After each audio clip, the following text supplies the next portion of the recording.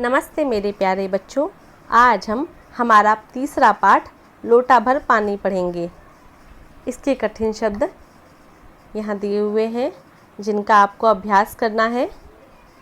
विलक्षण, बुद्धि, योद्धा, आदरणीय, मरुस्थल, प्यास, उम्मीद, साम्राज्य। इनके अर्थ मैं आपको पाठ का स्पष्टीकरण करते हुए समझाती जाऊंगी। कहानी कुछ इस प्रकार है। सिकंदर अपने आप को विश्व विजेता मानता था। हम सभी जानते हैं सिकंदर कौन था। वह स्वयं को विश्व विजेता अर्थात पूरे विश्व को, पूरे संसार को जीतने वाला, पूरे संसार का विजेता। वह स्वयं को विश्व विजेता मानता था। उसका दावा था कि आज तक कोई उसे हरा नहीं पाया है। वह ऐसा दावा करता था कि कोई उसको हरा नहीं सकता, न कोई उसे हरा पाया है, न कोई आगे भविष्य में उसे हरा सकता है। इसी बात की उसमें अकड़ अर्थात घमंड रहता था कि मैं विश्व विजेता हूँ, कोई मुझे हरा नहीं सकता है। वह सालों साल कितने ही देशों को जीतता चला आया था, कभी किसी से हारा नहीं था। उसमें साहस भी था और विलक्षण बुद्धि भी। ये उसकी विशेषताएं हैं बच्चों कि वह साहसी भी था और विलक्षण बुद्धि भी, अर्थात उसकी बुद्धि बहुत तेज थी, बहुत बुद्धिमान था वो। उसकी बुद्धि का लोहा सभी मानते थे। लोहा मानना अर्थात उसके प्रभाव को स्वीकार करना। सभी मानते थे इस बात को कि हाँ, वह सच में बहुत ज़्यादा बुद्धिमान है। उसने अपने बुद्धि के प्रयोग से ही कितने सारे देशों को जीता था और कभी किसी से हारा नहीं था। कब किस युद्ध में वह क्या नई तकनीक प्रयोग में लाएगा, इसका कोई अंदाज़ा भी नहीं लगा पाता था। अर्थात हर युद्ध में वह किसी नई तकनीक के साथ, नए उपाय के साथ, नए आइडियाज़ के साथ युद्ध में प्रवेश करता और जीत जाता, और सामने वाला उस चीज़ का अंदाज़ा ही नहीं लगा पाता कि वह क्या नई तकनीक अपनाएगा, और दूसरा जो पक्ष होता था वह हार जाता था और सिकंदर हमेशा जीत जाता था। हार से उसका कोई परिचय ही नहीं था, इसीलिए तो उसे महान सिकंदर कहते हैं। नेपोलियन को भी अपनी ज़िंदगी में एक बार हारना पड़ा था। नेपोलियन भी एक महान योद्धा था, लेकिन उसे भी अपनी ज़िंदगी में एक बार हारना पड़ा था। लेकिन सिकंदर ने आज तक कोई हार नहीं देखी थी। सिकंदर को छोड़ दुनिया में ऐसा कोई दूसरा योद्धा नहीं हुआ जिसे कभी न कभी हारना न पड़ा हो। सम्राट अशोक भी महान था, पर सिकंदर आखिर सिकंदर ही था। हाँ, तो वह भारत आया। यह कहानी उस समय की है जब सिकंदर भारत आया था। भारत ठहरा संतों फकीरों का देश। जंगल से गुजरते हुए उसने एक फकीर को देखा। उसने सुना था कि यह फकीर कुछ सन की है। सन की अर्थात सरफिरा, पागल। सिकंदर की नज़र में सभी उससे छोटे थे, अर्थात वह घमंडी हो चुका था। उसे बहुत ज़्यादा खुद पर विश्वास होने लगा था कि मुझसे कोई जीत ही नहीं सकता है। इसलिए वह अपनी अकड़ में रहता, घमंड में रहता और अपने से सभी को छोटा समझता, अपने आप को, स्वयं को हमेशा ऊंचा समझता। तो सभी को छोटा समझता अर्थात संत हो, फकीर हो, राजा हो, रंक हो, सभी को अपने से छोटा समझता। राजा सभी जानते हैं, रंक अर्थात गरीब व्यक्ति। लेकिन हाँ, सैनिक उसके लिए कुछ विशेष आदरणीय थे। सैनिकों का वह आदर करता था क्योंकि सैनिकों के बल पर ही राजा युद्ध जीतता है। आप सभी देखते होंगे जब युद्ध जीते जाते हैं तो राजा अकेला युद्ध भूमि में खड़ा होता है क्या? नहीं, उसके साथ ढेर सारी सेना होती है जो युद्ध लड़ती है, और सेना में से कितने ही उसके युद्ध के लिए शहीद हो जाते हैं। तो इसलिए वह सैनिकों को थोड़ा सा महत्व देता था, उनका आदर करता था। विशेष उसके लिए आदरणीय सैनिक ही थे क्योंकि उनके बलबूते पर ही वह युद्ध जीता करता था। फकीर की कुटिया में जाने पर फकीर ने उसे ऊपर से नीचे तक सरसरी नज़र से देखा, अर्थात सर से लेके पाँव तक एक टक देखा या लगातार देखा। सिकंदर को गुस्सा आ गया। वह बोला, ऐसे क्या देख रहे हो? जानते हो मैं कौन हूँ?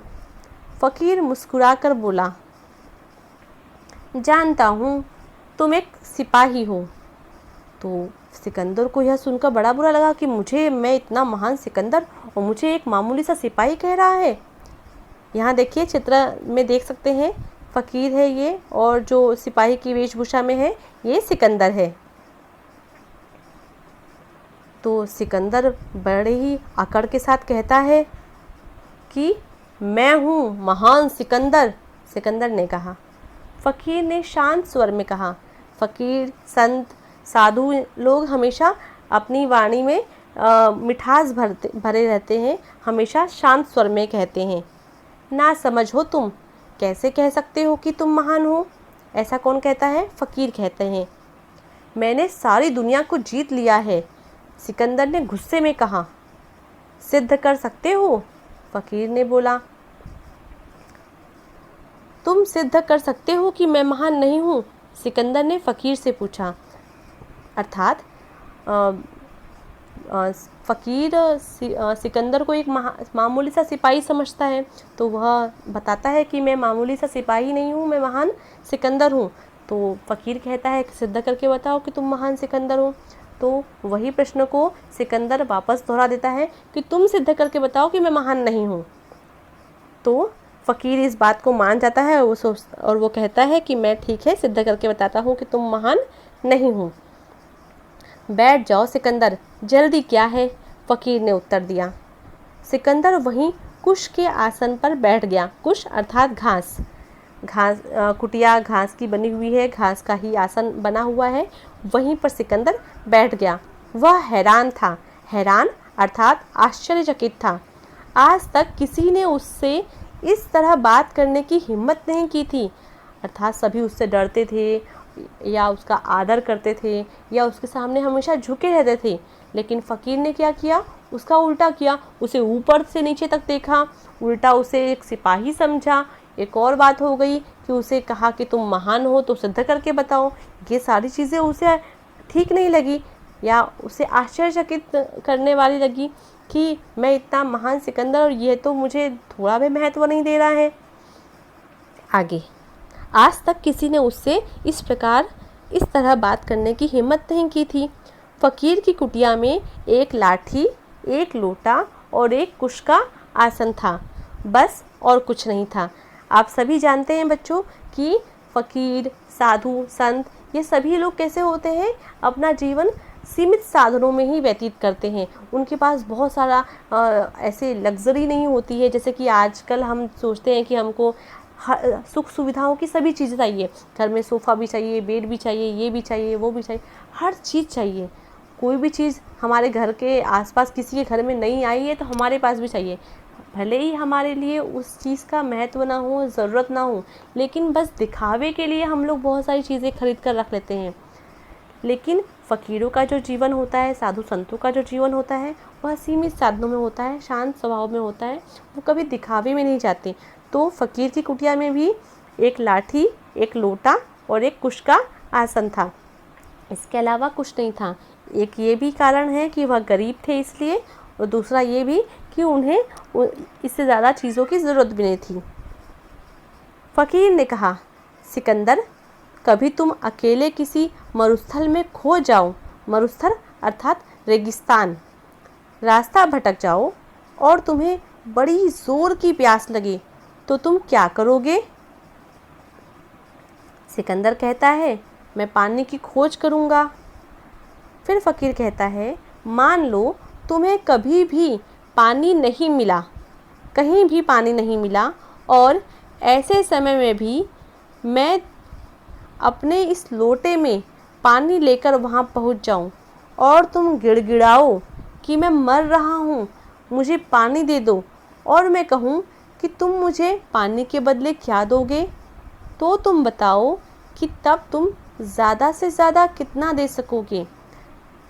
अब फ़कीर उनके सामने एक स्थिति रखते हैं कि समझ लो, मान लो कि तुम मरुस्थल में किसी रेगिस्तान में खो गए हो, रास्ता भटक गए हो, तुम्हें बड़ी ज़ोर से प्यास लगी है और तुम पानी की बहुत खोज कर रहे हो, तुमको कहीं भी पानी नहीं मिल रहा है, और पानी नहीं मिलेगा, खाना नहीं मिलेगा तो मनुष्य बहुत दिनों तक जीवित नहीं रह सकता और प्यास के कारण तो बहुत जल्दी मर जाता है।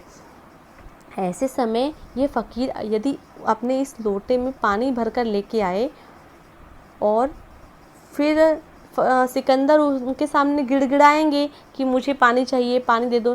गिड़गिड़ाना अर्थात रोते हुए प्रार्थना करना।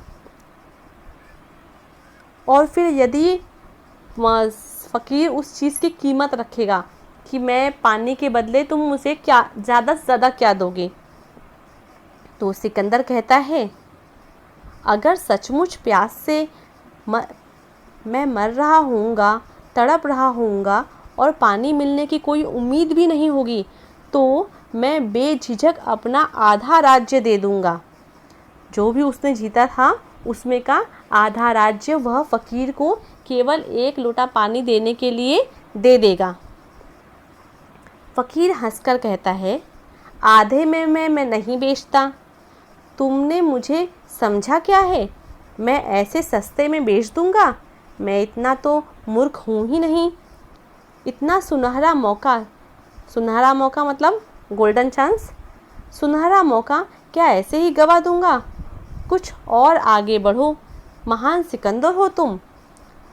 अर्थात फ़कीर ने जो स्थिति रखी थी उस पर सिकंदर कहता है कि यदि सच में मैं प्यास के कारण मर रहा हूँगा, तड़प रहा हूँगा तो मैं तुम्हारे 1 लोटे पानी के बदले अपना आधा राज्य दे दूँगा।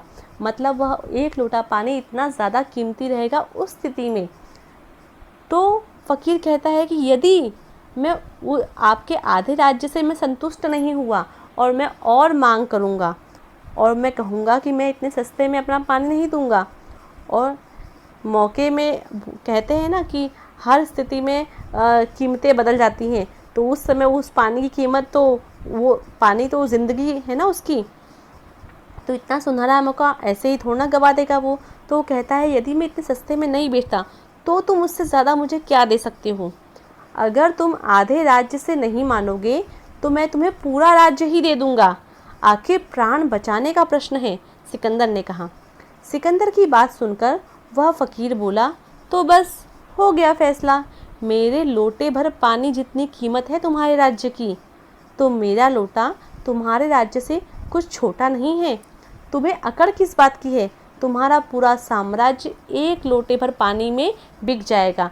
इस उदाहरण के माध्यम से वह फ़कीर सिकंदर को समझाना चाहते हैं कि तुम्हें जिस राज्य का इतना घमंड है, इतनी अकड़ है, वो पूरा राज्य मैं कैसे ले सकता हूँ? केवल 1 लोटे भर पानी से ले सकता हूँ।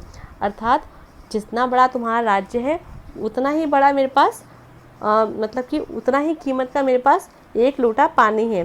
सिकंदर, वह सिकंदर जो महान सिकंदर कहलाता था, जिसके चरणों में सारी दुनिया झुकती थी, निरुत्तर हो गया अर्थात उत्तर, उसके पास कोई उत्तर ही नहीं बचा कि मैं इसके आगे अब क्या बोलूँ।